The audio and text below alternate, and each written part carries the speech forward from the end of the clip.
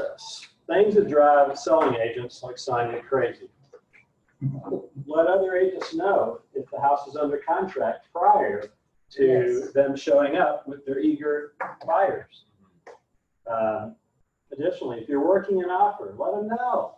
If you're working an offer, it's got a 3 o'clock deadline for response, and somebody's showing your house at 2:30, you think you're wasting their time? Hell to the yeah, unless they maybe want to do it as a backup offer. It's insanity, and there's so many rude agents out there these days. That's every day. I got a team of 7 agents, and they're at least 2 or 3 times a week I hear this happening. If they get to a house, only to find out that it's already sold. Oh yeah. It's just ridiculous. Not responding to offers within the time frame of the offer. I mean, sometimes you have to do that if you call for highest and best by such and such time on whatever, and follow the legal instructions of your seller. Listing agents that are present at the showings, that makes it very uncomfortable for your people to look around. If your seller requires you to be there, sit in the corner of the living room, let them in the house, sit in the corner of the living room, say, folks, I'm not going to follow you around. I'm going to sit over here out of the way. If you have any questions, just yell. Y'all just make yourself at home. But these people that follow you around, there's an agent that's similar. What's that one company that they got to be at every one of them? Yeah. Linehan. It's not a Sutton's rule, it's a Linehan rule. There's this one guy, Semin, and I used to show his listings all the time. And he would always be there. He'd always follow us around. And not just follow, he'd literally be on top of us. And finally, about the 3rd or 4th time he did that, we were going into the basement, which was finished. I opened the basement door for my folks, let them walk down the stairs, and I proceeded to walk next, and I slammed the door in his face. It's a true story. You know what? We're perfectly capable of looking at the house. Right. I'd rather you not be here at all. Since you're here, sit in the corner. Let us look, and because if they follow you, they don't feel comfortable. People want to feel like how this house will feel to them if they live there. You got somebody looking over your shoulder. It's not a cool thing. My little pointer. None or one picture of the house. I mean, come on, guys. We're in a market where the houses are selling within an hour. If you don't put more than one picture up there, or no picture, use that little fake one they've got on Flex, because it's insane. Agents that don't answer the phone, agents that don't respond quickly to questions, agents that don't put their cell phone on the MLS. That drives me crazy, because many times you have to call their office. Well, guess what? If their office is closed on the weekend, you're going to get maybe no one, maybe the agent on call who may or may not. It's just crazy. Let them get a hold of you. If you still have a pager, put your pager number on that, Marianne. When you get before closing, provide legitimate receipts on repairs, especially from licensed trade. You have a final walkthrough. If you have all the receipts laying there, or you've emailed all the receipts to the buyer's agent, this makes things so much smoother. So get in the habit of getting legitimate receipts from contractors, and especially from licensed contractors. Handling multiple offers improperly. You know, that ultimately multiple offers, how they're handled is up to the seller. But again, you can call for highest and best. We're going to respond by a certain time, or you can. The seller's perfectly. If you get 10 offers and the seller likes one of them more than the other, he's perfectly allowed to accept it without. You don't have to put out a call for multiple or for the highest and best. That's up to the seller. Not putting combo code on showing time. This drives me crazy. Right? How many times does your phone have to ring for you to put it on there? Right. Man? It's like you get the confirmed showing and it should say how to get in. And it doesn't. It's great. And then agents that don't use showing time. That's just ridiculous. That showing time makes our job so much easier. We didn't have it back when I started, and we had to call every agent. We had, remember that, Mary? That was for my time. Yeah. So yeah, contingencies. Okay, this is very important if you list a house, because a lot of agents have no idea how to handle contingent contracts. Number one, it's not a contract; it's a contingent contract. It doesn't become a contract until you release the contingency of sale. I see agents all the time that have a contingent contract in place that mark their listings active under contract or pending. That's not what those two things mean. When when you have a contingency in place, you leave it active because you want a ready, willing, and able buyer to come in with a buyer that can perform without having to do this before they can perform. So you leave it active, and if it's a 24-hour first right of refusal, all you do is you leave it active, and in the agent notes put contingent contract in place with a 24-hour first right of refusal. That's your requirements. If another offer comes in, then you send over the form notification to buyer, which is going to in your materials here. Notification to buyer that another offer has been conditionally accepted. Why conditionally? Because you have to give contingent people 24 hours to either blank or get off the pot. That makes sense, Marianne? So that, Does that blank mean shit? I'll leave that to your imagination, girl. so if somebody sends in a contingent offer that says, we got to sell our house first, right? Yeah. You do not mark that as pending. No, you leave it active. Okay. It's not a And contract. there's a whole lot of them that mark them pending or active under contract, and they're stupid. Okay. Well, no, if you represent the buyer and they do that, don't tell them. Exactly. Because that you got like forever to sell the house because Yeah. they marked it pending or active under contract. Nobody's going to show it. So you just don't tell them they're stupid. Just Yeah. let them be stupid, and then sell their house and then release the contingency and Yeah. move on. Yeah, But no, I don't want you guys to be stupid. Let the other people be stupid. that is correct. Okay. Yes, fully active, but a contingent contract. It's not a contract. It's contingent upon something happening. There are other contingencies in the contract once it becomes a contract, Sure. but this is not even a contract. It doesn't become a contract until the house is sold or they get a bridge loan or blah, blah, blah. And we'll go over that when we get to the form that's required. If they send over a contingency and they put in there, that they've got, 7 days to list. I had one that came through, they had 30 days for them to get their house on the market. Don't accept that. Counter that back with no more than 7 days, okay? Because again, when you put a contingent contract in place, you're putting a cloud on the list. It's going to be more difficult to sell. We have buyers coming in from out of town. They have to find a house that weekend, right? If there's a contingency in place, they may not be able to buy a house that weekend because buyer number one has to be given the right to do whatever before your buyer knows if they got the house. So there's a cloud on the listing when you have a contingency in place. So just make sure to keep these timelines. I always counter with 24 hours as opposed to 48. That way, if it happens on a Friday night and Saturday night, blah, blah, blah. But I have had people ask, put 72 hours in here. Just keep it in the favor of your seller. Because you want this, if the buyer number one cannot release this, then you want to be able to accept buyer number two's real offer as quickly as possible. Leave it active in the MLS, leave it active in the MLS, leave it active in the MLS. Can't tell you how important that is, and I bet half the agents. People see this active under contract thing has only been around for a few years. We didn't have that 3 years ago. Remember, Marianne? We either had I wish we didn't have it now. We shouldn't have it now. I agree.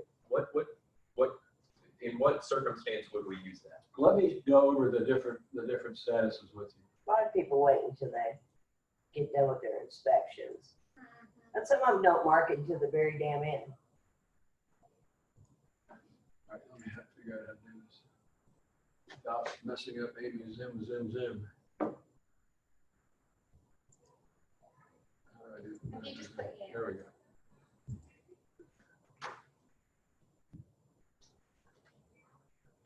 Not making too much noise? No, I just making sure we're not noisy for you. By the way, I was silent, I was getting tell. What did you say? What did I do wrong, Mary?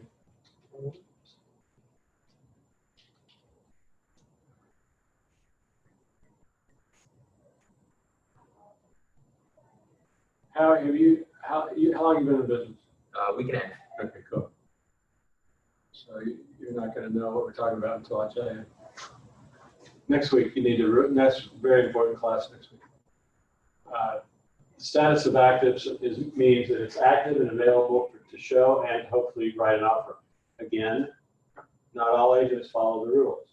You're supposed to change the status within 24 hours of it going into whatever. So, but many agents don't. So you may get there. I've got to the point now, I tell my people, especially if they're driving for more than 15 minutes, confirm with the agent that it's still available before you waste your time. So that's supposed to mean that it's available for sale. Active under contract means that it has an fully accepted contract in place, not a contingent contract, a fully accepted contract in place. However, they're still showing it to solicit backup offers. Okay? If contract number 1 falls apart and you have a backup offer in place, then you become the primary contract. So, and a lot of them fall apart. I've signed at least 3 to 4 terminations a day in this office. Wow. Pending means it is under contract and they're no longer showing it. Closed means it's closed and you sat down at the attorney's office and signed all the docs and your seller no longer owns it. Expired means that it was on the market for whatever time period. That time period came and went and it did not sell. So it expired. Temporarily off the market means, hey, it could mean a lot of things. We've had situations where the inspection came back with major mold issues. So we had to take it off the market so we could get that first one terminated, and then we had to get the mold fixed. We had one we had to sell 5 times because the mold people never could fix all the mold, and we got it literally 5 times before it actually sold. But that's what temporary. It used to be called withdrawn. Now it's temporarily off the market. Canceled. If it's temporary off the market, by the way, you cannot go after that buyer because there's still a listing contract in place. And is your days counting there, Brad? Do they ever figure that out? That's a good question. Like withdrawn, I know your days kept counting, like off the market. But temporary, Well, your listing date's not going to change, so yeah, they would still keep counting. okay. Now the option would be to cancel it and then relist it. It's going to the DOM will be 0. Right. CDOM will be whatever. Okay. Cancel means the seller doesn't like you or you don't like them and you cancel the listing. You can prospect for expired listings. You can prospect for canceled listings. You cannot prospect these guys or any other of those guys. Okay. When you're working offers, acknowledge the receipt and delivery of all offers. Now next week at sales contracts, we're going to talk about how to win offers. What you do before you send. There's a lot of stuff you can do before you even send over an offer to make sure help you be the one that wins the deal. My team has gotten very, very good at becoming the sweetest, the best agents that the listing agent wants to work with, because there's a lot of jerks out there. There's a lot of people that suck that you don't want to work with. So we want to be nice. We want to make sure that they think we're easy to work with and so forth. If your seller rejects a buyer's offer, it's a good idea to go ahead and send over a rejection. That way they know. A lot of people don't think you present their offers, so sending over a rejection will be helpful there. There's a lot of preliminary work that needs to go in that you need to do before you list a property. The very, very, very first step you should always do is the PBA. That should be your first stop. And those of Howie that are new, these PBA passwords are available pretty much everywhere. Yeah, I'll tell you what it is. Did they change this? I think they have added another one. KWLOU is the password and the username. You got to log in or you won't get all the dirt or the non-dirt, whatever the case may be. This is the house we're going to use as our victim. And it's one that we're getting ready to list today. Where's that one at? PRP, is that correct? What's the zip? 58, is that PRP? Yeah. Yeah. That's, is that PRP? I think so. 58? Yeah, 72, yeah, Pleasures Park. 72 is Valley Station, 58 PRP. So, you plop in the address here. This is Jefferson County. Now, once you get outside of Jefferson County, you're on your own. I'm just teasing. I'd be happy to help you. But Jefferson County PVA is super smart. It gives you a lot of information. If you don't know if you don't know how to spell the street name, if you can figure out the street number and the first 3 letters of the street name, the PVA will do the rest of the work. And if there's more than one, it'll give you an option. In this case, there was only one that was 5933 DEW. So, well, no, that's unusual. So this is your very first stop, PVA. What do you want to look for? Number 1, this big one up here, that's the actual house that you're looking at, or not looking at in this case. But the mailing address, you want to make sure that the mailing address is the same as this address up here. If it's not, then you could be looking at a rental property, an estate, second home, whatever. You don't know what you're dealing with. But you want to make, if it's a rental property, you want to make sure, you know, your people need a house next month, but the lease runs till December 31st. You know, you just your people are buying a rental house, not a house for them to live in. So if you see something different here, you want to ask some questions. Then the owner right here, you want to make sure that the person you're meeting with at the listing appointment is the person here. If it's not, then two of my agents wasted a lot of time a few weeks ago because they met with the person that wasn't even the owner. It was the son of the owner. He didn't even have the authority to sell the house. Unfortunately, his name was the same as his dad's name, so it was kind of it wasn't exactly their fault. Anyway, ask questions before you meet them. Are you the person that has the authority to sell the property? Blah blah blah. Because they wasted between the time they got ready for the listing and the 2 hours they spent going and spending time there. It was a wasted day. Did they end up listing it through the actual What's that? owner? Did they end up listing? No, I mean the dad. It was a total waste of time. The guy was a nutbag. He was literally insane. Trying to sell it after. He's probably had 15 or 20 agents over there. He probably needs people to talk to, so he gets agents to come over and talk to him for an hour. I mean, there's a lot of nutbags out there, Hal. Oh yeah. Tell him I'm not lying. This right here, this You number. got one sitting right next to you. I think between the 3 of us, I Oh, don't know, yeah. I think we're all pretty. I got a little crazy. I got the party Okay, assigned you're to in me the right, you're last in the week. right place. I got the party with her last week. Yeah, I mean, with a bunch of other people, not just two. You can't find me. yeah. This number, right, this parcel ID is very important. You're gonna need that like 3 or 4 times when you list a house. What is a parcel ID? It's 12 digits, and you divide it in 3, and what's that, 3912? That is the block. You divide that in 3, 3912 is the block, then the 1003 is the lot, and then in this case, there's no sublot, so it's 0000. Sometimes there are sublots, but in this case, there's not. And this says the assessed value. Keep in mind, this assessed value has no relevance at all to market value.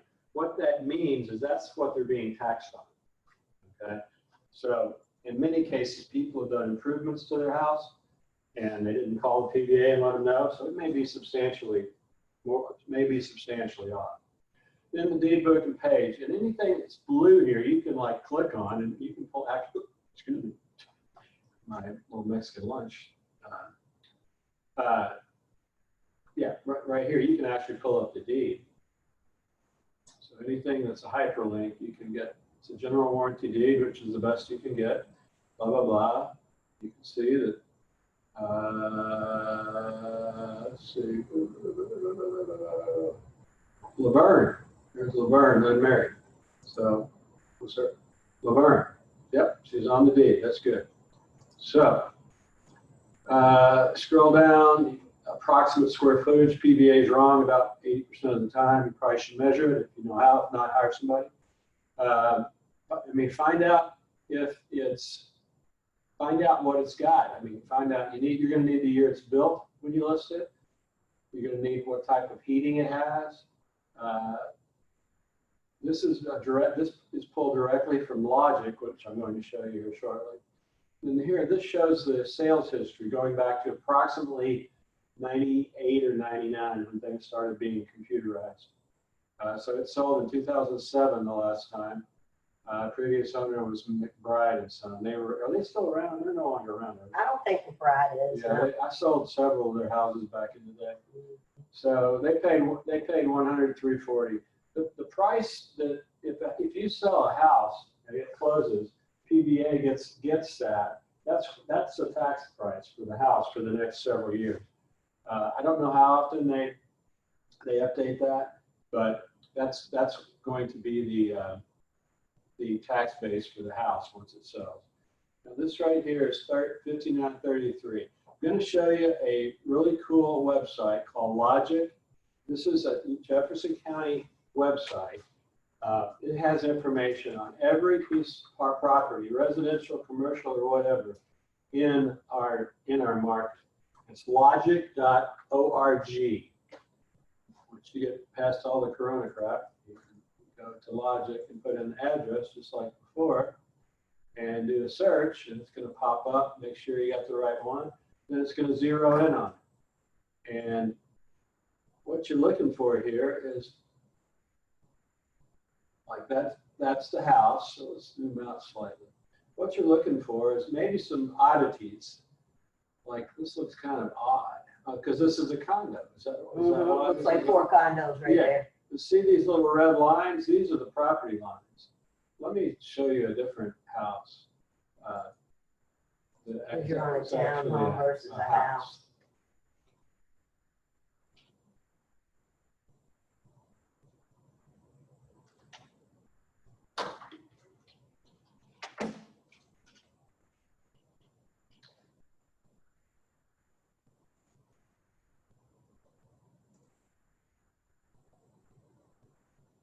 This is my next door neighbor's house. All right, what you're looking for here, this is the approximate outline right here of the property.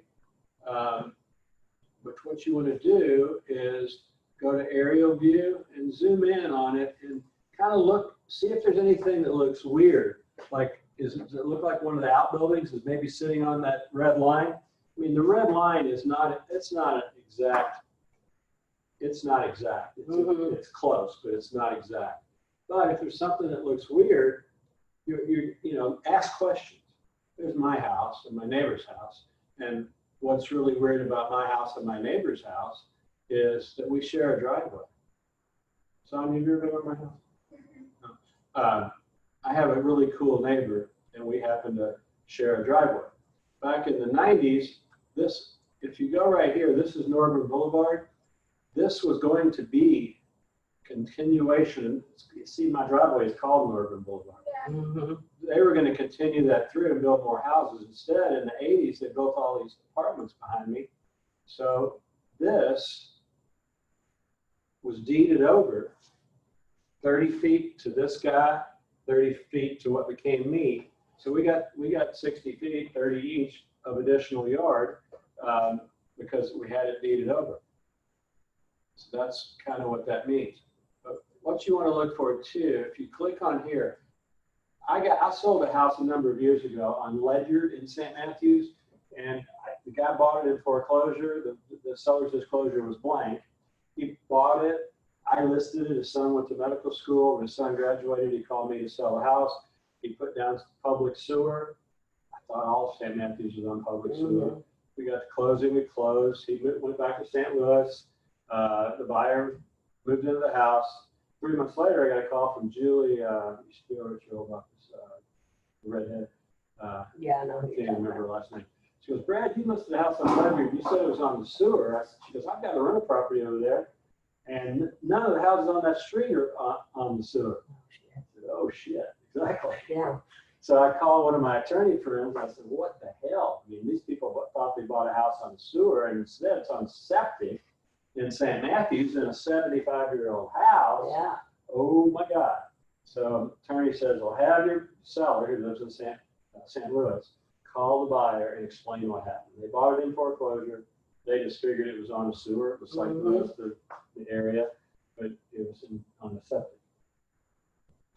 That's what they did. Mike seller, former sellers, called the new buyer, and And the buyer said, you know what, it's no big deal. We love this house. I don't care. Anyway, it worked out. That could have That been, could be You were like, major. that could have been a major problem. Yeah. So I'm going to show you a secret. If you click on this D right here, land development report, and then go all the way over to the right-hand side, go all the way down to the bottom. What's it say? Sewer and drainage, MSD property service connection. Yes. That means your listing is hooked up to the sewer, which could, again, this became. That's a nice little feature I didn't know about. This became part of our listing checklist after that happened a number of years ago. So Logic's pretty cool. So I would always advise a trip to Logic. Where's the buyer? We'll see what Laverne's got going on here. Another place you should do is you should go to searchjeffersondeeds.com. Make sure that your house is free and clear. This is where everything gets posted. Everything gets put online that's recorded down at the courthouse. So, my God. Oh my God. You click those two buttons. So what did you do? Just click on both of her names? Yeah, because I don't know if she was Laverne P. or Laverne, just Laverne. Right. Clicked on both names and click on view names. Okay. You want to look over here to document type. You don't care about deeds, you don't care about releases, you don't care about any of that stuff. Blah, blah, blah, blah, blah. Blah, blah, blah, blah, blah. Blah, blah, blah. Power of attorney, no big deal. No big deal, no big deal, no big deal, no big deal, no big deal, no big deal. Because there's two things you're looking for. A lien and a lis pendens. Remember in real estate school, lis pendens, that means pending litigation. When I saw 45, I freaked for a moment, but none of these things are anything to worry about. We listed a for sale by owner a couple of years ago and didn't do this. And we got the week before closing, when they ran title, we found out that our seller was in foreclosure. He hadn't made a payment in like 9 months. He had 11 liens on the property. The guy was in the, we found out. So the good news was we sold it for 185. He only owed 111. So he had plenty of money to pay off all the liens, and it ended up costing him like $25,000 because of all the penalties from the mortgage company, all the liens, so forth and so on. But if we would have checked this first, it would have saved us a little bit of aggravation. So there's another trick on this site that's really kick-ass cool. Does anybody let's do this. Let's check, what's the name of your neighborhood, Marion? The Cedars, Spell TH, and then it's CEDARS. D, it. D. THE, Cedars. CEDARS. It's All right. just Noder subdivision. What's that? It's a Noder subdivision. Do you know what I'm doing right here? Getting all the addresses. Your subdivision hasn't been found. Let's see if this Moss Creek. Let's check Moss Creek. You can, if it's been recorded, if the plat has been recorded, you can also get a copy of the plat. Moss Creek has one. Go away, zoom.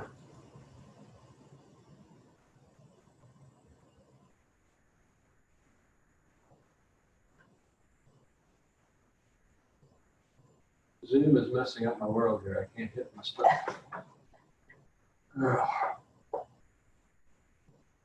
There's a button below this that I need to hit, but I can't because the Zoom's in the way.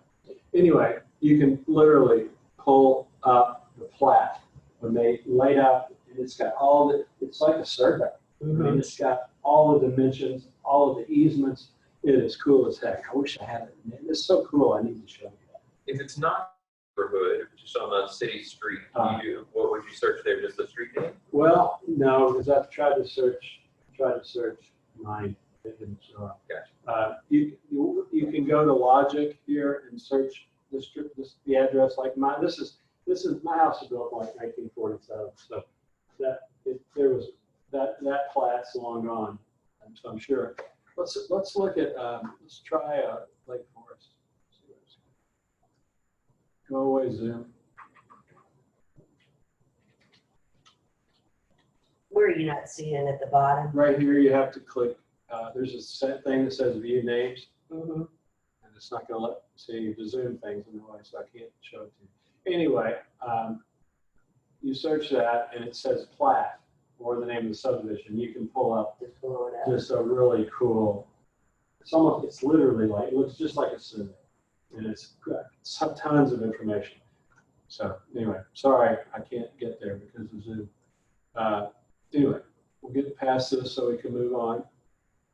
Logic. Again, there's so much. This not only you want to check zoning, you can see the zoning on Logic. I mean, it's tons of information. You guys should get on here and just play around because there's so much information you can get from there. What did you do? The neighborhood was, it's not searched by party name, it's searched by, Just leave all that blank. You want to search by party name and then put it in the neighborhood. okay. All right. And I've given you links to all of these sites in your material here. What do you take to the listing appointment? Consumer's guide, seller's disclosure, lead paint disclosure if necessary, inducement form if you're offering an inducement, fair housing brochure, listing contract, residential sales contract. Why would you take a residential sales contract to the listing appointment? Because you want to take them a residential sales contract and highlight the important areas that when you get an offer to come in, these are the areas they want to look at. Yeah. Obviously, paragraph 2, which is the purchase price, paragraph 3, which is the financing part. Is there in paragraph 28, are they asking for any closing costs? And the paragraph 5, are they doing an appraisal, cash, are they doing an appraisal, yes or no? All these things are going to make the offer stronger or not so strong. And most importantly, who the listing agent is, or who the agent is sending the offer. If the agent that's sending the offer is a pain in the ass, because we have a list of pain in the ass agents on our team. Their chances of them getting one of our listings under contract is slim to none. And if it's a multiple offer situation, because we know they're going to be a pain in the ass. People project themselves pretty quickly in this business. So be a nice agent. And you educate them on that and tell them, Yeah. Same way with your inspectors out there. We're dealing with one right now that is a total. You know what I do? What? When I say, You outsweet everybody. Yeah. I know what you do. I know I have tricks up my sleeve, but how I keep it straight, because of course it's great to have a team, but how I keep it straight, and I'm just starting, and if I save an agent's name, and if there's someone that I know that I did not have a pleasant conversation with, or someone that's getting put on my shit list, I'll put an X emoji by their name. So y'all can call me and figure out if I like it or not, but I do. And if they're really awesome, if I knew if they were really good or they did something real amazing, I'll put a check mark. And that way I know when they're calling, because you don't remember all these names. Nope. I do. You usually remember the assholes. You got a list and checking it twice, huh? Yeah. That's funny. The seller lead paint acknowledgement form if needed, affiliated business arrangement disclosure, especially if you're on a team. Do you have anybody helping you with marketing? Any lenders or anything? Yeah. Do you have them on your affiliated business disclosure? No. See, that was worth the price of admittance to this class.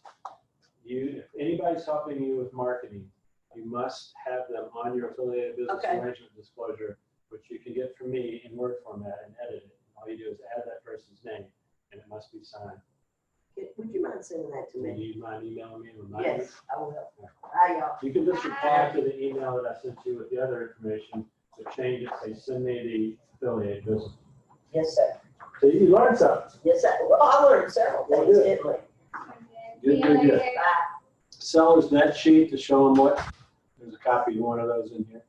Show them what they're going to get at closing. If it's a condo, you got to tell them about the condo seller certificate. Condos are a different animal. Marianne left your mask. Condos are a different animal than single family homes. They require a condo seller certificate by Kentucky law. It's not optional. A lot of people think it's optional. If it's a cash deal, then it's not required. No, it's required. And the seller's required to pay for it. Now, there's when condos sell, and there's a lender involved, two things have to happen in many cases. One, the seller must provide a copy of the condo seller certificate prepared by the association or the management company or who. Have you sold any condos yet? Okay.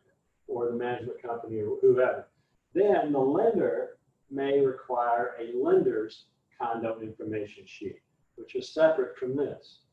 Okay, so if the lender requires something other than that, that's the buyer's responsibility to pay for that. Okay. Seller certificates paid for by the seller. Anything else required by the lender is paid for by the lender or the buyer. Then, very important, you've got to do a CMA. You've got to give them something showing how you arrived. If you're, again, you want what's happening in some. There's attorneys are very hungry right now. They've always been hungry, but they're hungry and they're taking sellers in this market we're in, listing a house for 200. All of a sudden, in 12 hours, you got 10 offers going up to 220. Well, these lawyers have gotten smart and they're suing the agents because the agents did not do a CMA or didn't leave a CMA with the sellers. So very, very important. And my recommendation would be to do a CMA and email it to the seller so you have proof that you gave that to them. So very important. The listing presentation, if you have one, seller's info sheet. This is to go over. We have a seller's info sheet. Do they have copies of surveys? Did they do a survey when they bought the house? If they did, that's magic because you can get that off of and scan it, upload it to the MLS because the more information is on the MLS, like condos, get all the condos documents, upload them to the MLS. So, hey, if they want to know about dogs, are dogs allowed in the condo? Are fences allowed around the patio of a townhome? All that stuff's going to be in the rules and regs. And if you have it on the MLS, they don't have to call you, and they will anyway, but you can direct them back to the MLS and they can look it up. HOA information, who to contact, mortgage payoff info, are they willing to do any special financing? You don't see that a lot these days because of the market, but sometimes hard to sell properties. If you do is owner financing for people whose credit may not be quite ready for prime time, that can help. Staging information. Staging can really help sell a house. There's a lot of stagers out there. I don't have any recommendations for one over the other. We used one on the house we listed last week. It sold the first day. I don't know whether the staging helped or not, but it sold for the first day, full price, and it sold for more than I thought it was going to sell for. So maybe it worked, maybe it didn't. Any fixtures they plan on not leaving with the property. This is big. You know, the paragraph 1 tells of the sales contract lists everything that stays with the house. Y'all need to go over that with your sellers at the listing presentation. Everything, all that stuff must remain.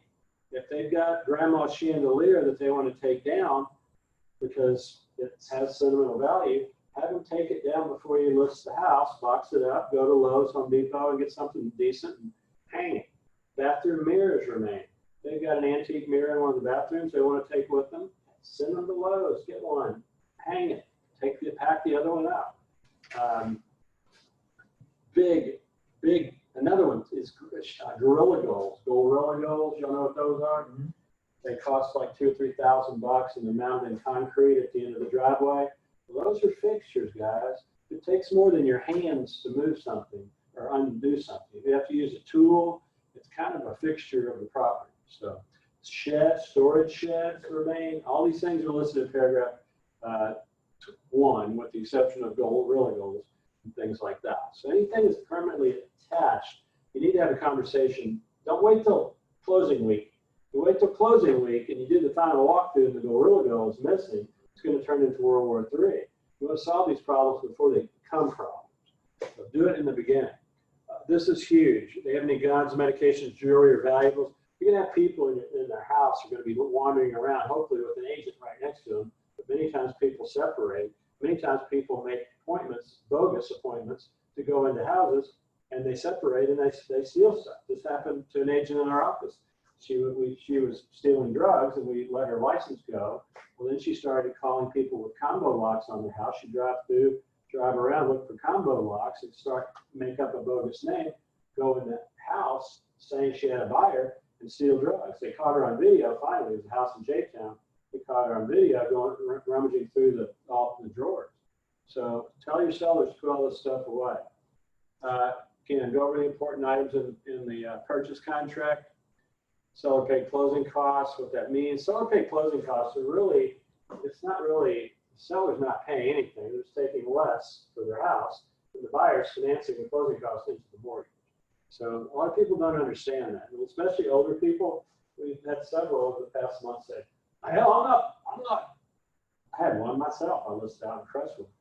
Wow, I'm not paying anybody's closing costs. Nobody paid my closing costs when I bought my house. I said, well, let me explain it to you like this. Okay, you said you take $320 for the house. So if you got an offer for $325 and they were asking for $5,000, would you not sell it? No, I'm not paying any closing costs. Okay, well, you run this scenario by. What if you got an offer for $330 and they're asking $5,000, which brings it down to your list price? Well, then would you pay it? Yeah, I guess so. Yeah, I guess I would.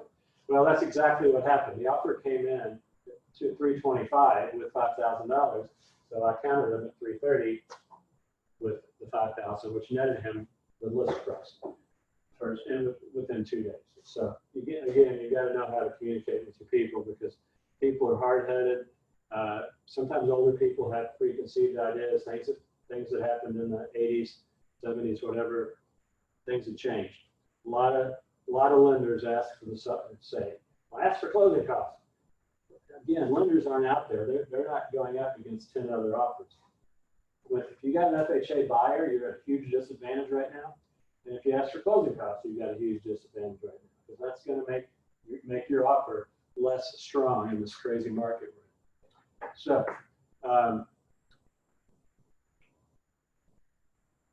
here's what I did when my house in Crestwood listed at $225, under contract for $335, $325, went under contract for $330. And immediately before I penned it, I went into the MLS, raised the list price to $330. As soon as I found out, as soon as I got the call from the appraiser that they scheduled the appraisal, as soon as I got the showing time notification from the appraiser, a scheduled appraiser, I called the appraiser and I told her, hey, we had two, it was only day one, day two. Every house that had sold in that neighborhood had sold it within a week in the last 6 months. I told her that. I said, we got 2 offers, one of which was over asking price. I had to cancel 11 showings after we accepted this offer. So what you want to do is let the appraiser know how competitive it is, how desirable this house is, which makes it worth more than you originally asked for. If you change the list price, if they go into history, they can see the appraiser, when they click on the history, they can see that it went from 325 to 330.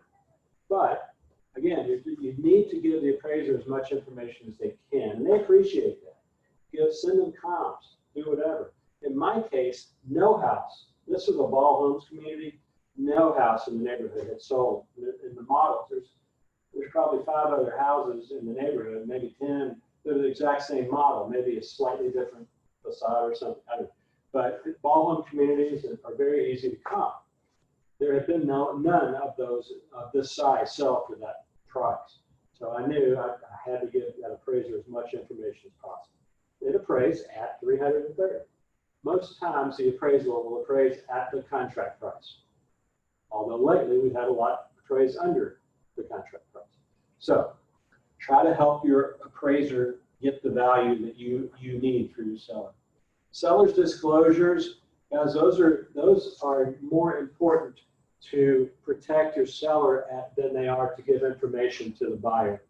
And you want to tell your sellers to fill those things out to the best of their knowledge. If they're unsure of something, don't guess. If they don't know for sure how old the roof is, shingles, don't guess. Put unknown. Because if they guess and guess wrong, then it can be a major Major, you know what, excuse me, lunch is coming back. Sorry, son. He's just starting me. I ate lunch right before I came here to tea, so No, you're good. got the girder. So yeah, tell them if they don't know, then put unknown. Don't guess, because I've had that come back to haunt us so many times. So If you get a seller's disclosure, which I got, that's just all unknown, I mean, can you push back at all and say, surely you know some of this stuff?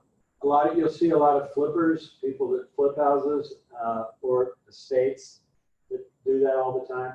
What they're doing is opening themselves up to a major lawsuit, because somebody that flips a house and they put on a new roof, wouldn't they know how old the roof is? If they put in the new HVAC, wouldn't they know how old the HVAC is? You can't force the listing, but you have the buyer. You can't force the other side to do what's right. But if you have the listing, you can tell your flipper, your estate, hey, did you never go to your parents' house when they lived there? Right. Ever?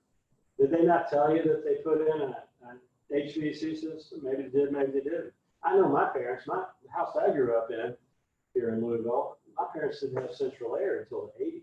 We had window units when I was growing up. But I knew when my parents died and I sold the house, I knew how old the stuff was. The thing was, I auctioned my parents' house, so seller's disclosure is not required on an auction. So anyway, but yeah, just tell them to fill it out as accurately as they can. It's just going to protect them. 70%, there's two types of attorneys in real estate. You've got closing attorneys, which is Trevor and Harry and Pitt and Frank. Those are closing attorneys. Then you got litigators that go after other people. Sonia's got a buyer that bought Howie's listing. Howie's seller said the basement never leaked. The 30 years that he moved there, first week they move in, like we had that rain the other day, all of a sudden there's 2 inches of water in the basement. You're telling me you lived there 30 years and that basement never leaked, but Sonia's people move in and it leaks that? No, I don't think so. That's what, like, when you, I don't know, if you were something with someone, the way I like to say it is informed consent. I just want to make sure that you have informed consent, with this decision. It's not my job to tell you what to mark down, what not to, but this is what can happen if, and then explain, the Right. scenario.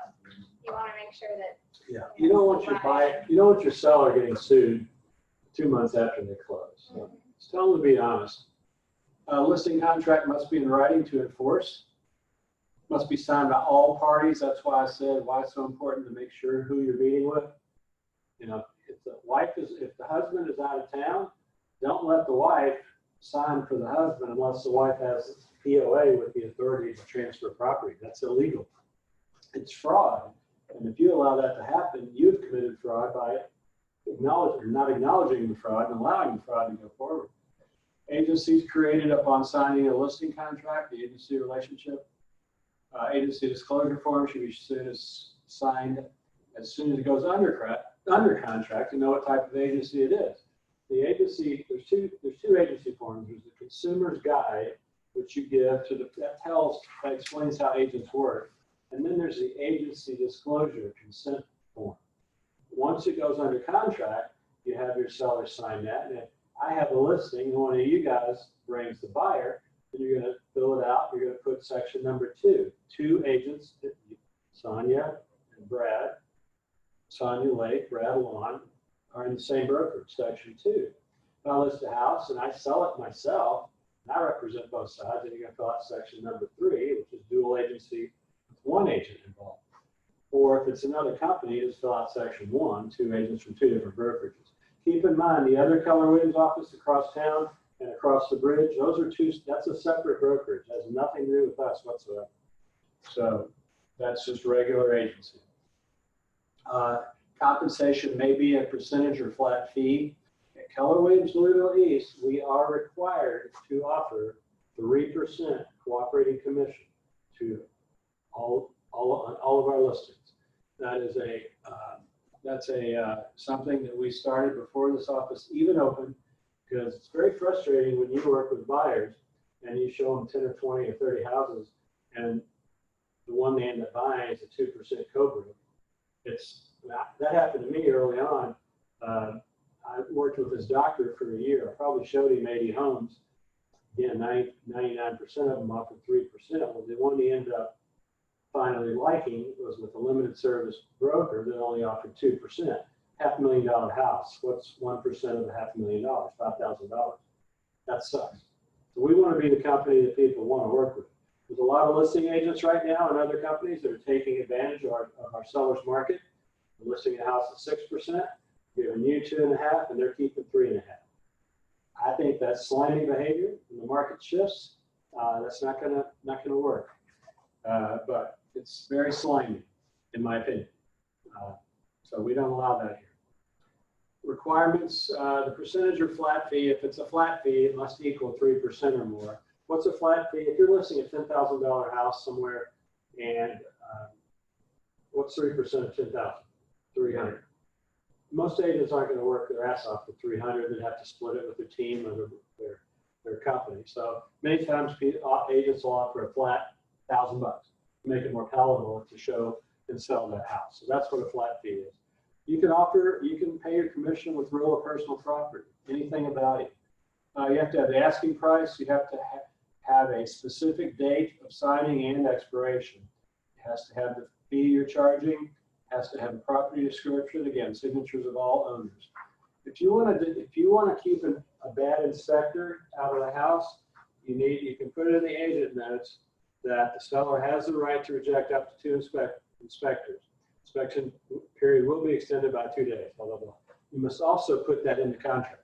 So how do you do that? You can put an agent notes, selling agent, please put this language in your offer in paragraph 28. The seller has the right to reject. Or you have to counter the offer with this language, the seller has the right. Putting in the agent notes is not enough. It must be in the contract. If somebody says in their we'll talk about this in contracts, somebody says all brand new kitchen appliances all remain with the property. It says that first line of the remarks on the MLS, and then the buyer's agent doesn't write in, doesn't check refrigerator or range.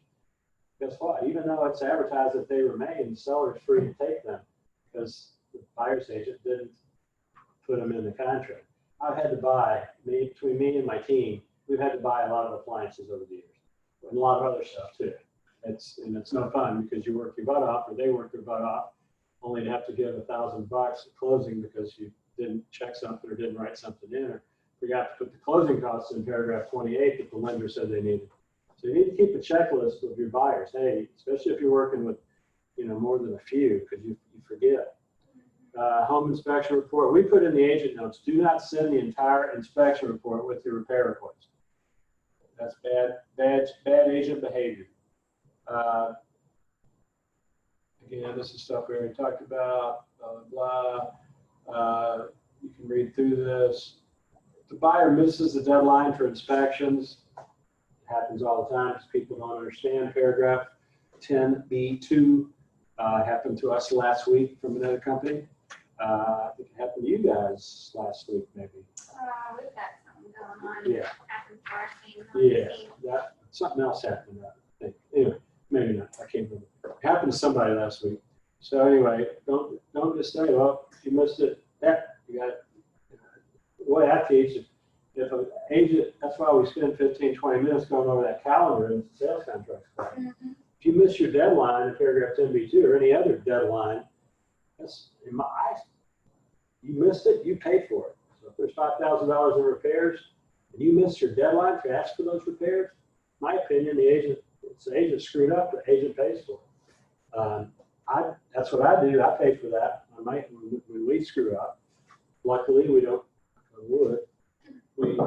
screw up very often on that one anymore. We have, but not so much. So the best thing to do in many cases, buyer missed their inspection period. However, seller will give $500 in lieu of repairs to try to keep it together. So you can be hard ass about it, or you can try to work, offer up something to make it more palatable. If somebody reaches out to you to list their house, it's already listed with another agent. You can still meet with them, but you want to make sure and get this form signed saying that they made the first contact. Okay? All these forms are in your packet. They're also available on our intranet.loop and most other places. This is an example of the estimated seller's net sheet. This is an Excel spreadsheet I created like a long time ago. It fills in some of the blanks for you. But again, some of them you'll need to, like commission, if you have to offer 3, but if you take 2.5 or whatever, you can just change the formula at the top of the thing and it'll calculate 2.5. And then blah, blah, blah, blah, blah, blah, blah, blah, blah. This is the information sheet I was talking about. This is one we use. You can feel free to use it. Steal my stuff, I don't care. I give it away. Probably stole it from somebody else. Client contact form, very important to know. I sold a house a long time ago down at Valley Station. Week before close, we have to clear the close. I had the buyer, got to clear the close, called the agent. Hey, close it. Can you guys close it this day? No response. Kept calling. Every time that happens, I feel like somebody. Kept calling, no response. Like 3 days before closing, I finally called his broker. And I said, Mr. Broker, I can't get a hold of Billy Bob, whatever his name was. And Billy Bob just disappeared. Nobody, his broker couldn't even find him. So the broker, the broker didn't have the contract, didn't have anything. That's why it's very important when you guys create your loop, get the documents uploaded into the loop, .loop or command or whatever you use, so we have access to them in case you guys disappear. We had an agent die here a few years ago. He had two under contract. We had no information whatsoever. So this is very important. This is how to get in touch with the sellers or the buyers. Not only you, but I mean, you need this for showing time, but you may need it if you guys disappear. So we do additional stuff on ours, like ask for their birth date, day and month, or month and day, whatever, so we can send them cards. All right, now we're at the actual listing contract. Okay, in consideration of broker's agreement to list, property for sale, blah, blah, blah. And use the broker service to find a buyer.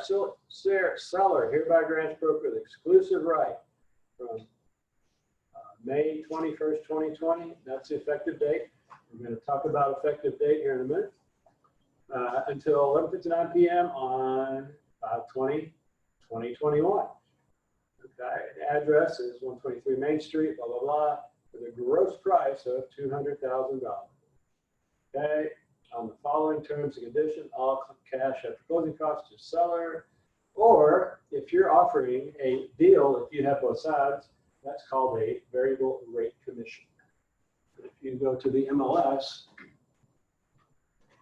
onto the sheet, you go all the way to the bottom,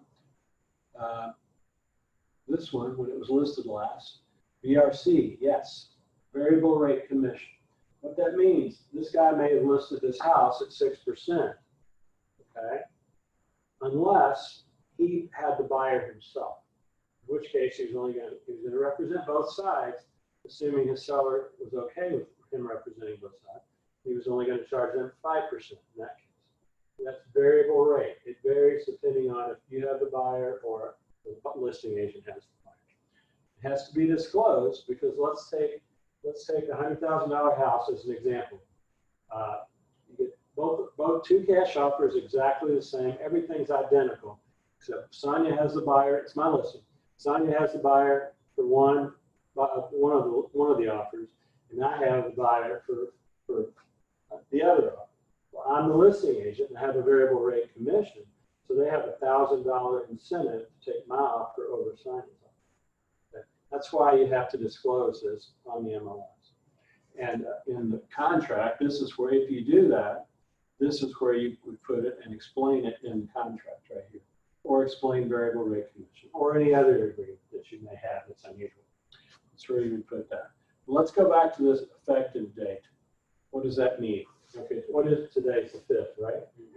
Okay, let's say you meet with a seller tonight. They're ready to sign. They're ready to list. When you list a property on today, the 5th, MLS rules require it be in the MLS within 72 hours. Okay? So you list a house tonight, but guess it's not going to be ready for like 2 weeks because they got to paint, got to declutter, whatever may be the case. But you want to get them to go ahead and sign because you want the listing. The effective date, if you put here August 15th, that's 10 days from now. Well, in that, it's not effective until this date comes. So if you put 8/15 right here, you don't have a listing. You have a listing that'll be a listing on August 15th. In the meantime, the neighbor finds out that they're selling the house, and the neighbor wants one of the family members to buy it. They're free to go to that seller and say, hey, I understand you're selling your house. We would love to buy it. Well, they can because you don't have a valid listing. How do you fix that? You put today's date as the date of the effective date, and then go to the next form. You're going to get an office exclusive form signed. Okay, what is an office exclusive? This form, the seller is giving you permission to not put their house on the MLS within 72 hours. Okay? I have instructed my listing agent that I do not want my listing to be disseminated by the MLS service, and I understand that listing will not be publicly marketed. Okay?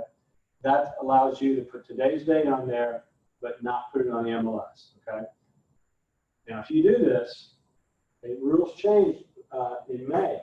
If you get an office exclusive, you cannot advertise it in any way, shape, or form outside of this office. You can advertise it within our office, but you cannot advertise it on Facebook, on anything, until it actually becomes a listing. If you do, you violate the NAR's clear cooperation policy.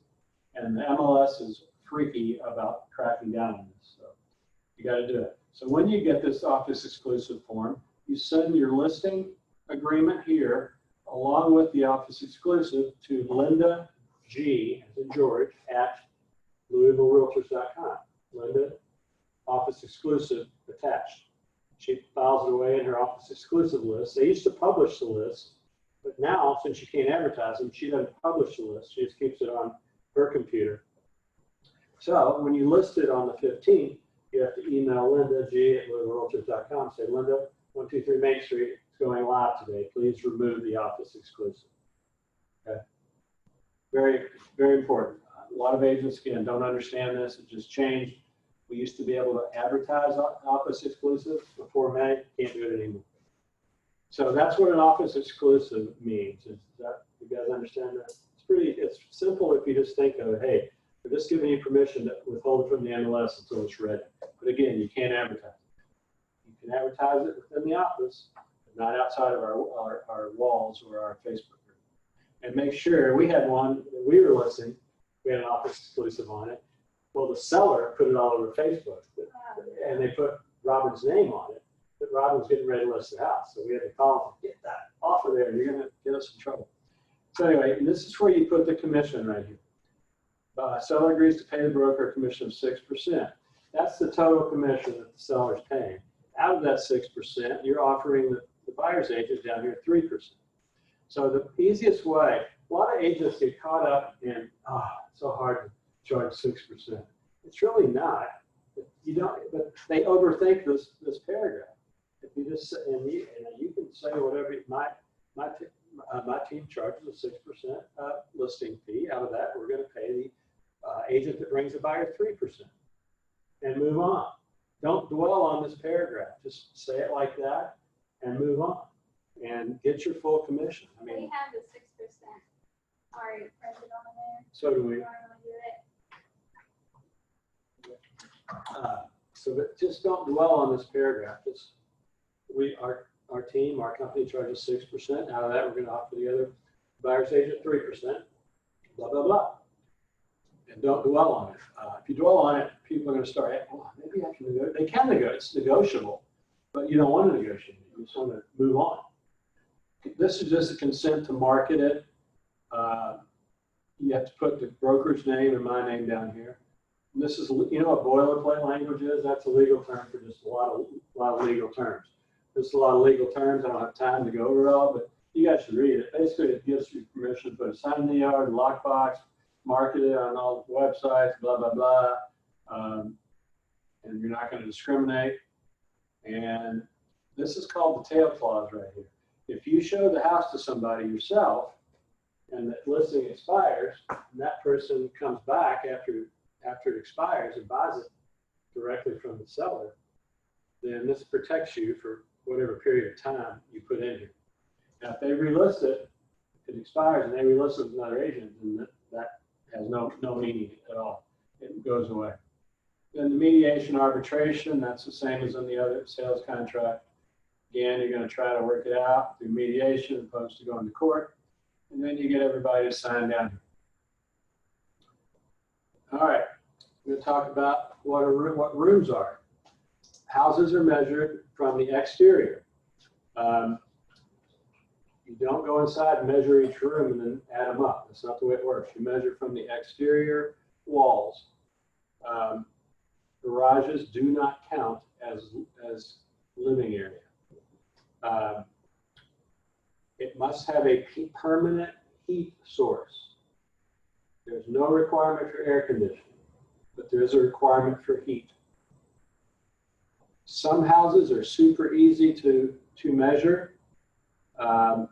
Some houses are super pain in the butt to measure. Some of the newer houses have all these crazy dormers and crazy roof lines and blah, blah, blah. And for those, we hired an appraiser to go out for $100 or whatever to measure them for us. If it's a little ranch, 1,800 square foot ranch, we have a measuring tape. We measure the front, measure the length, multiply them together, and you have the size of the house. And if it's even if it's got like a pop-out bedroom, it's like simple geometry. You measure the cubes and then multiply them by each other. Ceiling heights must be 7 feet or more. Right here, you can't measure the areas on Cape Cods or slope ceilings that are under 5 feet.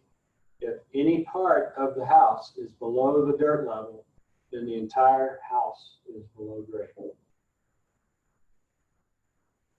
The ones that are a real pain in the ass to measure are bi-levels, quad levels, all that levels. And no one measures in the same. No, it's really, we're dealing with one of those right now. It didn't appraise. Mm-hmm. So, When you ever see anything on a quad level, bi-level, tri-level, split level, it's unofficial. it sucks. We follow ANSI standards in Louisville at our MLS, American National Standards Institute. There's a whole book on how to measure a house. It's on our intranet. There's also a class, those of you that need PLE, I guess both of you do. One of the classes you should take is the ANSI standards class. It'll teach you all about this, more than you ever wanted to know about measuring a house. But it'll keep you out of trouble because you'll know what you can count and what you don't count. Again, you must have a finished space with a permanent heat source. Walkout basement, let's pretend the wall back here is the walkout basement. To be considered a conforming walkout basement, one entire wall must be open to the exterior above grade from one side to the other. If it's a sloping grade, that door opens to the outside, but if you take a left, you walk up the hill, that's not a walkout basement. It's just a finished basement. It is. People mess that up all the time. Yeah, those house yesterday was considered a walkout, but it had a big slope going down. Okay. I mean, it's a walk. You walk out. Yeah. There's also the ones that you walk out to a 4-foot pad and then walk up steps. That's a walk up. At least one entire wall must be exposed to the ground level. So it could be a sidewall. It doesn't have to be the back wall. It could be a sidewall if it's built on a sloping lot like that. Bedroom must be 70 square feet or more, have an egress window and a closet used or intended to be used for sleeping. A den, library, home office with closet, egress window, 70 square feet or more may be counted as a bedroom. A true egress window is defined as emergency escape, rescue opening, the minimum net clearance of 5.7 square feet. What couldn't they just make it 6? Why do they have to make it 5.7? I don't know. That's what it is. And it's still height no more than 44 inches. So if one in a typical basement that's not, you've got those little basement windows up to the top, like you know what I'm talking about? And if there's a bedroom down there, you cannot count that as a bedroom. It does not have an egress. And FLAR sends out warnings to you when you mess up. First time you do it, you get a warning. Linda has a spreadsheet over there, so she keeps track of every time you screw up. First time you screw up, she sends out a warning. You've got how many ever hours to fix it. You fix it, everything's fine. If you don't fix it, she sends out a fine. Or if you screw up this one this time, then screw it up again 6 months from now, then you get a $250 fine. And they keep it going up, 250, 500, 750, whatever, every time you violate that same rule. So one of the goals of this class is to keep you from getting fined or violations, because we get a lot of them in this office, and I wish we didn't, but not everybody takes advantage of our learning opportunities, or they just forget. A farm must be 10 or more acres or registered as a farm. I'm not sure how you register a farm, but I'm sure if you need to, we can ask somebody how to. Okay, the next form is the residential input form.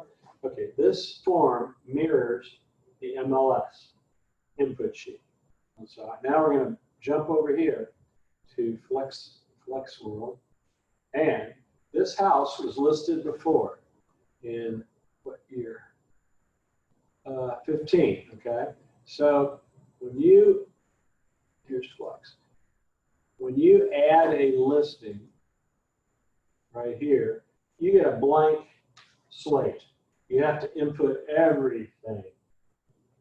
If the house has been listed previously, like this one was, all you do is copy the old MLS number and then go over here, and it's on mine. I had these are Flex shortcuts right here. If you don't have those set up, you have to go in the menu and find what you're looking for. Things you use a lot, you should put a star next to them. That way they'll show up at the top. So one of those things is copy, right here. The copy feature. You just put in the old MLS number, bam, hit next. You can't copy the photos because they're copyrighted to the listing broker. Hit next, and you're going to end up here. We're going to end up here somewhere. We're going to end up somewhere. We're going to end up, oh shit, they already listed it. That's why it disappeared. They made it go live while we've been sitting in this room. All right, so we're going to use Connie as our victim, since the one we've been looking at is already gone live, which means I have to take a sign out there after this class. So we're going to we use the copy feature. Now we're going to scroll down here. We're going to click on edit. This is what you're going to get. You're going to get the listing information. Bam.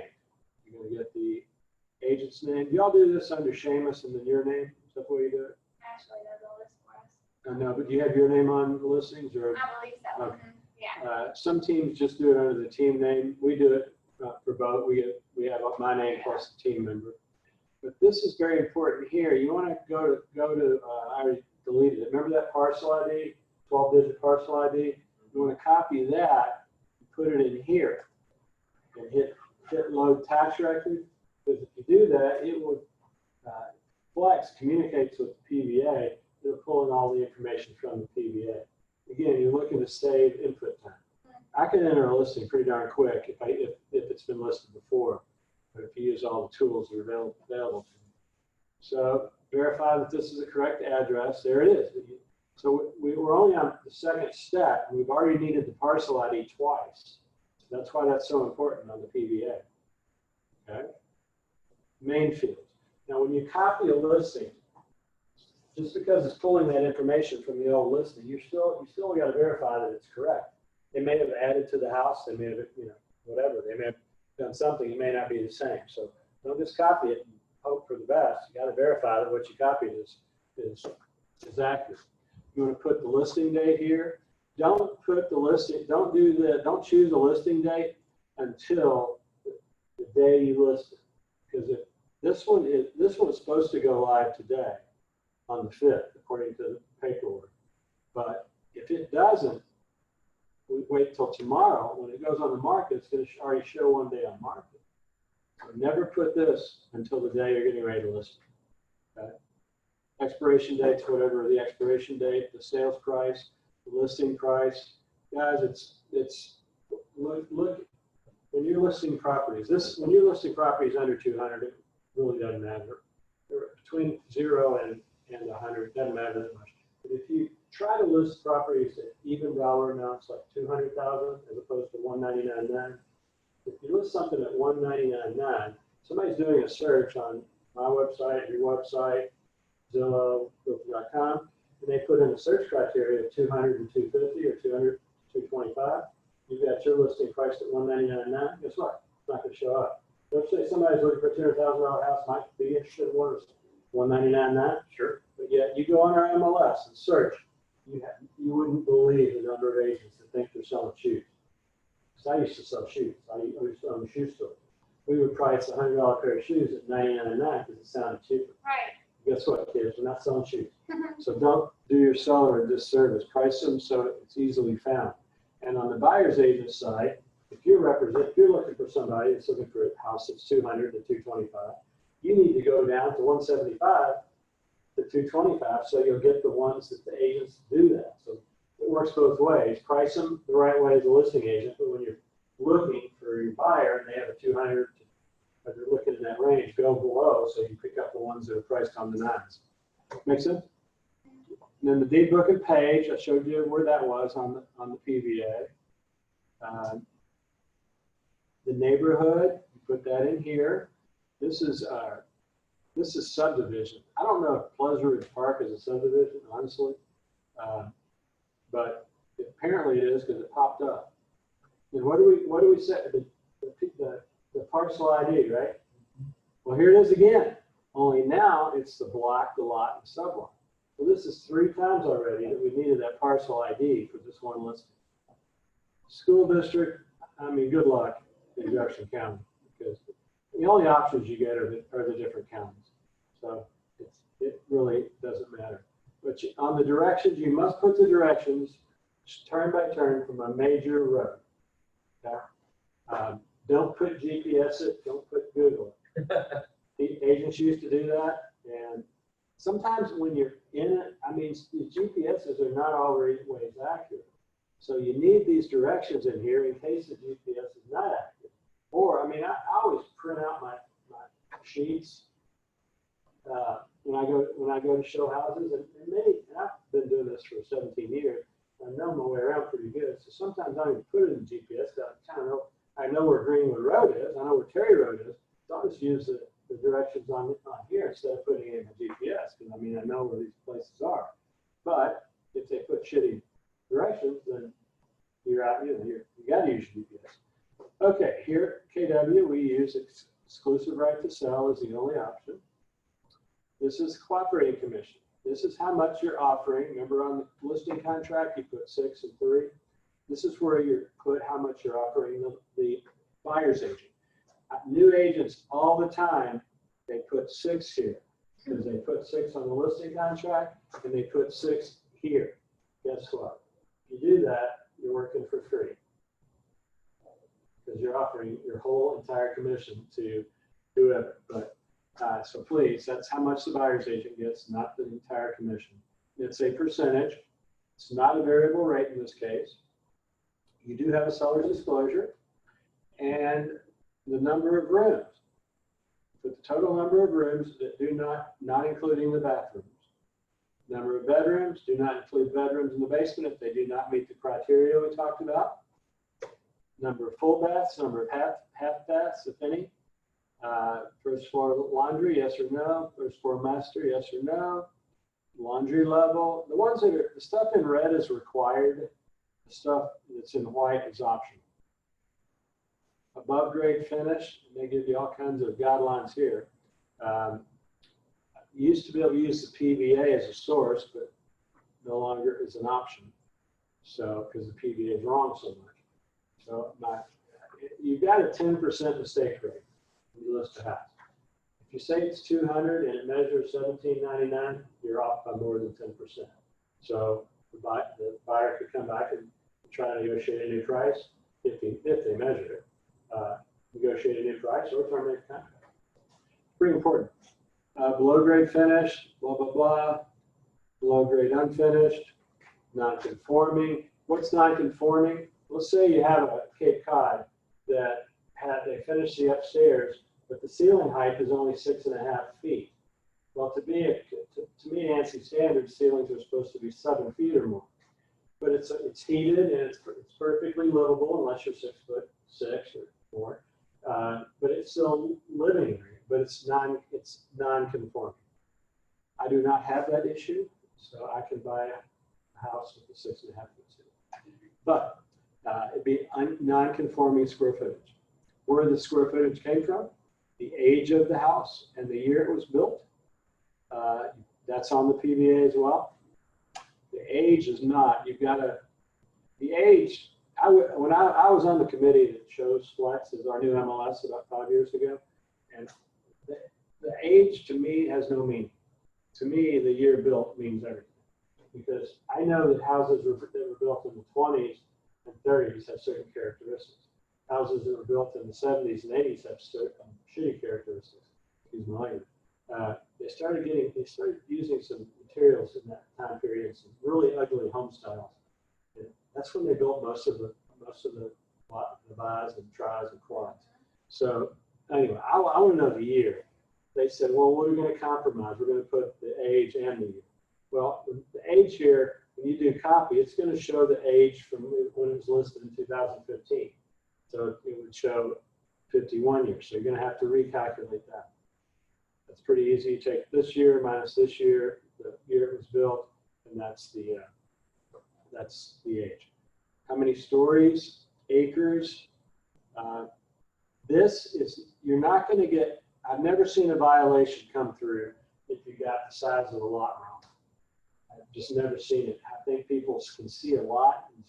Again, people walk through the house feels like it's enough room for them. Does the square footage really matter? I don't know.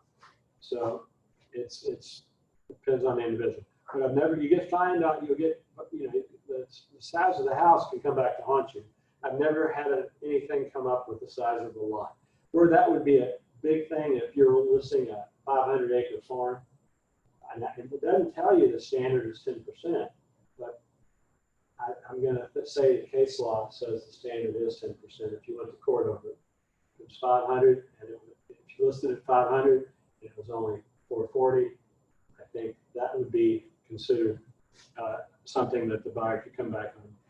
The style, I mean, there are so many different styles. Again, I've never seen a violation based on style. Sold as is, yes or no? The seller says, I want to sell it as is. Well, that's fine, except you're going to encourage lowball offers if you sell it as is. So be careful if you do that. Just because the property is sold as is, you still have the right to do an inspection. Okay? I had a deal that cost me $2,000 because one of my agents was selling it as is property. So she checked the paragraph 10B1, which means no inspection. Well, she gave up her the buyer's right to terminate, and had to write a check for $2,000 to get to the seller to let it to get it released. So I'm saying if you screw up, sometimes you got to cost money. I split it with her in this case because it was something that anyway. Floodplain. When you go to Flex and you're in Jefferson County, enter in the address into floodplain information. It will tell you, come back and tell you, yes, it's not in the floodplain. Actually, it'll say, no, it's not in the floodplain. Or yes, it is in the floodplain. Or it'll say a visual determination is required. In which case, you'll get an email. They won't go out. They won't drive out there and look. They'll do an overhead search, overlay. I'll show you exactly what to do. Kill the zoom. I'll probably do this from from the FEMA site. If you look at a map right here, you click overlays, click on flood zones, bam. All those areas there are flood zones. So they're going to do a visual determination. So if the house is sitting right here on Stony Brook right there, chances are it's in the floodplain. A lot of Jefferson County is in, there's a lot, especially in the south end, a lot of areas that are in the floodplain. And when you go to Bullitt County, you're underwater for the most part. Because look at Shepherdsville. Look at that. Half the city. I mean, you can't see Shepherdsville because it's all underwater. So there's no floodplain determination for Bullitt County. So really, the only thing you can do is do the overlay like this, go to the FEMA site, or go to the courthouse. But I think that's the Salt River. Is that correct, Amy? Yeah. The Salt River that's the Ohio River, and it's prone to flooding. So again, flood insurance can cost a lot of money. So yeah, a lot of areas in flood zone. Yeah, they rezone, I don't know what you call it, rezone flood zones often in Shepherdsville.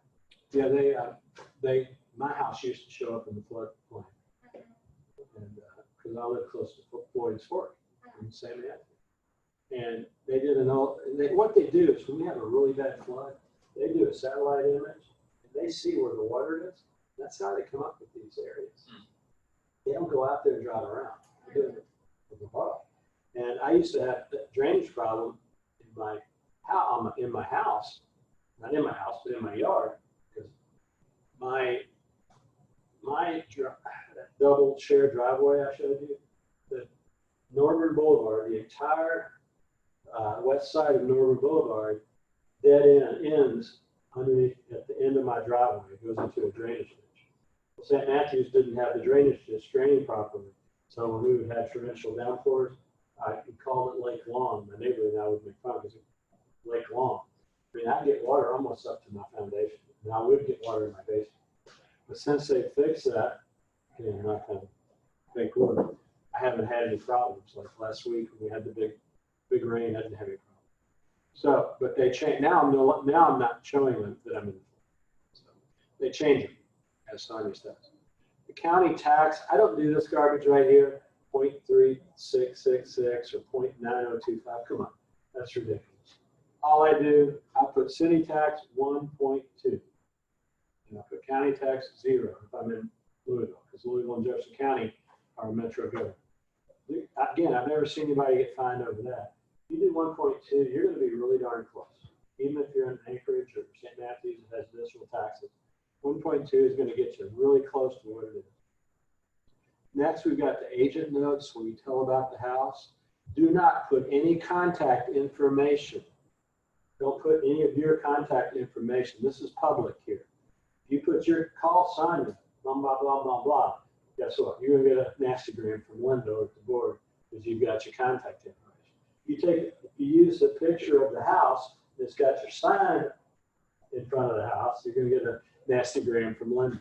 We got one last week because the agent in the photos, when you would click on the photo, it had the, you don't see it here, but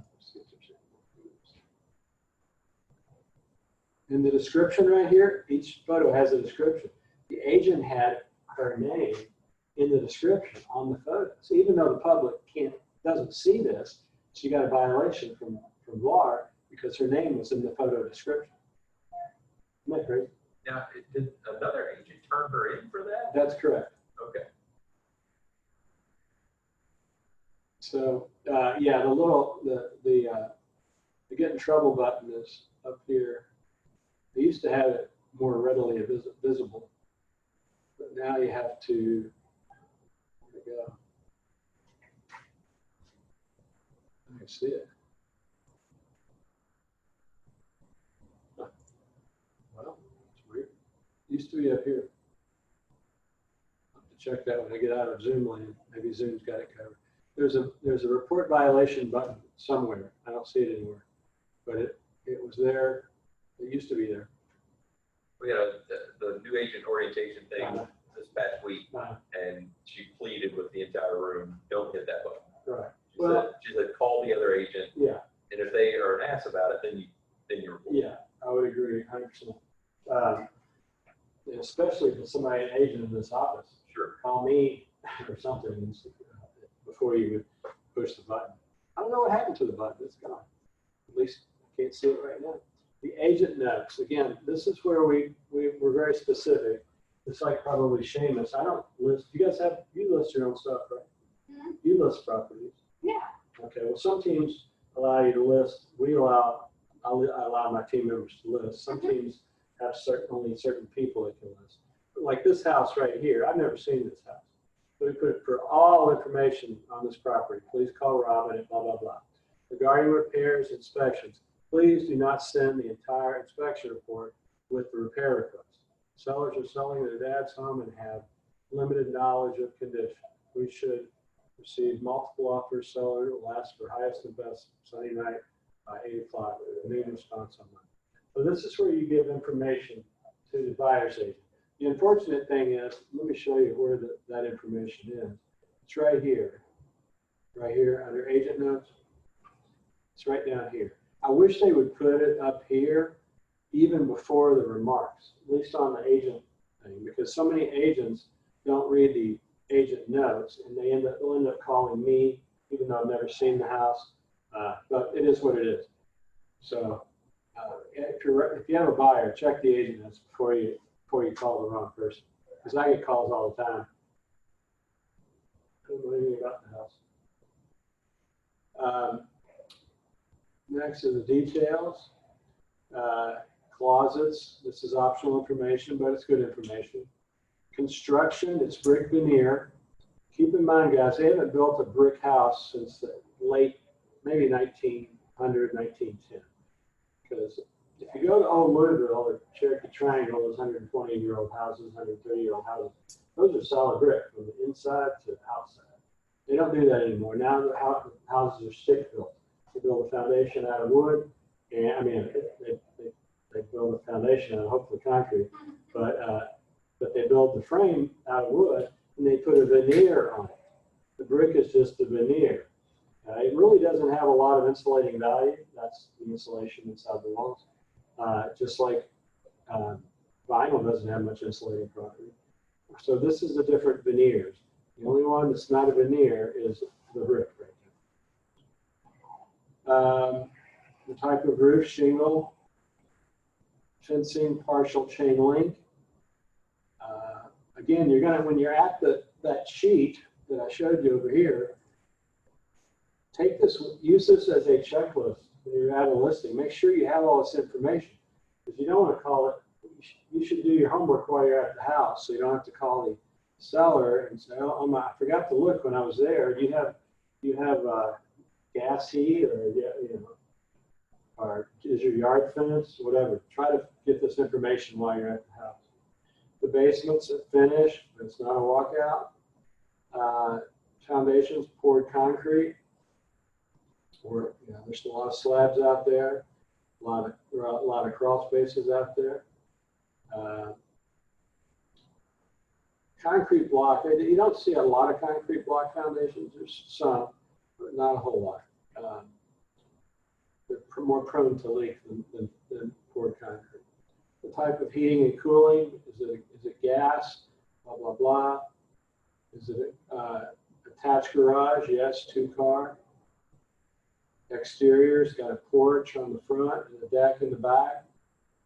Utilities like electric, fuel, natural gas. It's on a public sewer. I hope public find that. It's too late. I already closed line.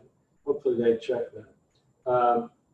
Then if it's a subdivision or a condo and there's some additional amenities like a golf course, pool, blah, blah, blah, this is where you would check that. And then it's a corner lot. All these things that you're checking and filling out are all searchable on when you're doing a search on Flex. How to get in there? It's got a super key, which they call a GLAR key. I'm not sure why. Appointment only, use showing time. And you go to the next one. And this is where you have to, this one here, if the house has never been listed before, this is gonna be blank. And you have to do it. You have to fill it out, because they will come after you if you don't fill this one out. In this case, this one's already been listed. You just need to confirm that everything's correct. Mr. Brad, Okay, thanks for coming. thank you. See you soon, hopefully. Appreciate it. And then this is where you put all the pictures. And I like to arrange the pictures kind of like you're walking through the house. You're walking in the front of the house, the entry, the living room, dining room, anything, kitchen, great room, whatever the case may be. That's the way I like to do it. But some people do it other. And then, Nice to meet you. Yes, nice to meet you. see you soon. Brad. Take care. And then I don't do anything at all on this last tab right here. If you click this, it's not going to show up on any of the websites other than Bar. So I don't check anything on this last page. Then you either save as incomplete or you push add listing. Push add listing and everything's correct. It's going to go live. It's going to be up for sale. We did this by mistake a couple of weeks ago instead of clicking this one. We had to scramble and make sure everything was right. It wasn't, but we ended up getting it all right. But anyway, so be careful up here. Now we'll bounce back over to this screen. Go past this. We're getting close to being done, huh? No problem. Okay, now if the house temporarily goes off the market, yes, you have to use this form right here. Why is it off the market? In this case, we chose mold mitigation. That's why we took it off the market. They said to use this form for COVID. So if somebody in the house has it, or No, this is taking the house temporarily off the market. okay, This means it's no longer on the play. It's Oh, okay. not showing up on the play. all right.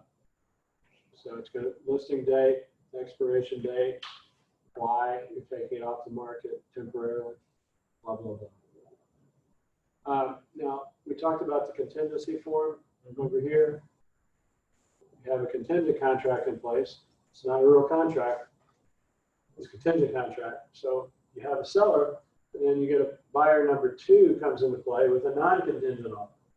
Well, you as the listing agent need to send over this form to buyer number 1, notification. You're going to send it to the agent, not the buyer. Notification to buyer that another offer has been conditionally accepted.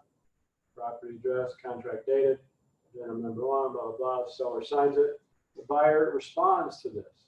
They've got 3 options. If they've accepted a contract on their house, then they check option A.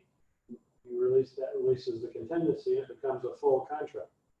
Or they provided written evidence along with this response that they can own 2 houses at the same time. It's called a bridge loan. Or they have cash. They just did a contingency, so they didn't have to spend the cash right away. I've had that. I've used a contingency for that reason before. But here's what you must remember: you provide if they have the ability to get a bridge loan, you must provide the written evidence along with this response. If you don't, then the seller is free to accept the second offer, or the buyer voids the contract and the earnest money is refunded. They changed this. You used to not have to send over a termination. It says, hereby voids the contract and submits herewith a mutual release. That's the termination release form. The old form served as the termination and release, but now you're supposed to send over the termination and release along with this form. This is my no hassle listing agreement. I don't keep people under a listing agreement if they don't want to work with me. I will release them. This is the multiple listing change notice.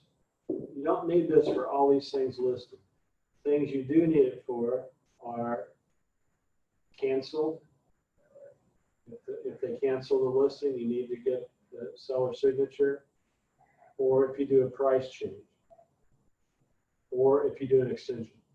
If you got a listing that expires tomorrow, your best bet is to get an extension today. That way you don't have to, because if midnight comes and you've got it's expired, you've got to start all over and relist it. So get it extended before it expires, it'll save you time. Those three are the only ones that you really need. I've never gotten one signed for any of these other things. And then lastly, there's a copy of the condo seller certificate that you should give to your seller. Let them understand what that is. And it also requires all these other documents right here to be provided along with these condo sellers. And we have reached the end of the class, believe it or not. And you have any questions, Howard? No, this is great, because I had not used Logic ever, so I was looking through there. And I'd logged into the PDA before, but I did not know several of those tricks about the parcel ID. So I think that makes complete sense. Yeah, there's so many tools we have that you're going to learn with experience, or, again, the more classes you take, the better, smarter agent you will be. Unfortunately, the PLE, I don't think really teaches much about, I guess there's contracts, I don't know what constitutes PLE, but I think it's good that they instituted that, because at least the agents are somewhat educated, as opposed to a few years ago. So anyway, I appreciate you coming, man.